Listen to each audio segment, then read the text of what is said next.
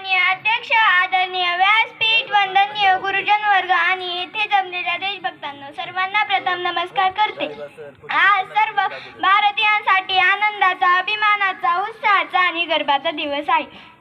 मंगल देशा, पवित्र देशा, राकट देशा, कणखर देशा आणि दगडांच्या देशा असं गडकरांनी वर्णन केलेला आपला भारत. या देशाला राकट कणखर बनवण्यासाठी ज्या वीरांनी आपले रक्त सांडलं आणि रक्ताचं पाणी केलं आणि आपल्याला स्वातंत्र्य मिळवून दिलं. 15 ऑगस्ट 1947 रोजी आपल्या भारताला स्वातंत्र्य मिळाले.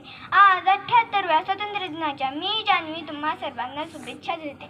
सुंदर है जग में सबसे नाम भी न्यारा है, सुंदर है जग में सबसे नाम भी न्यारा है. जहाँ जाति भाषा से बढ़कर देश प्रेम की धारा है, जहाँ जाति भाषा से बढ़कर देश प्रेम की धारा है. निश्चल पवल प्रेम पुराना, भारत देश हमारा है, भारत देश हमारा है.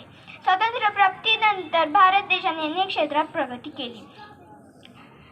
भारतातील पहिला भारतीय जो चंद्रावर गेला, राकेश शर्मा, जे जेव्हा चंद्रावरून माघारी आली तेव्हा त्यांची भेट इंदिरा गांधींशी झाली. इंदिरा गांधींनी त्यांना एक प्रश्न विचारला, राकेशजी, तुम्ही चंद्रावर गेलात, चंद्रावरून सगळे देश पाहिले, सगळे देश निराळे दिसले, मग आपला भारत देश कसा दिसला? राकेशजींनी असे उत्तर दिले, सगळ्यांचं मन भरवणार.